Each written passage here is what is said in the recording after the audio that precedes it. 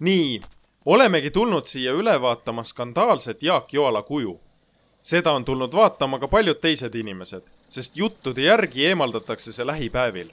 Loodame, et ta ikka viiakse ära, sest muidu on kõik need inimesed siia koondunud täiesti mõttetult.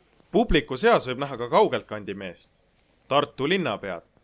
Silmist võib näha, et ta peas käivad mõtted, kas ta paneks selle oma kabineti akna alla, et seda siis pidevalt passida saaks, või paneks selle ta hoopis suudlevate tudengite asemele.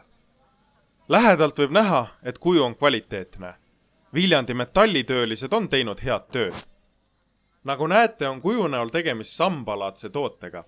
Täpselt samba tüüpi ma öelda ei oska, aga ma võin kindlalt öelda, et tegemist pole Ionia, Tooria ega Korinthose sambaga. Kujul mängib ka muusika, aga nüüd jäi vait. Nojah, ainuke jama on selles, et kaua ei saa nii lasta. Tõmbab aku tühjaks. Nüüd hakkas teine lugu. Päris nutine värk on ju.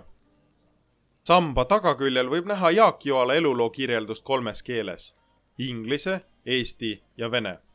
Paistab, et sellises järjekorras on kuju loojat arust nende keelte rääkijad pikemast lühemani.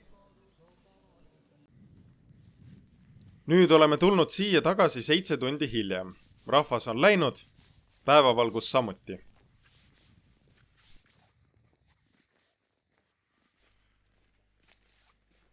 Normaalsed tuled. Vallol oli õigus, need on kõvemad kui Pässariksi tuunitud pemul. Tead, mis teeme nüüd? Jätame Jaagu siia pimedusse maha, võtame ühed purksid ja kütame karvastele molli. Ei tea, kas me Jaagu siit eest leiame homme, ülehomme või järgmine nädal. Elu on ikka seiklus.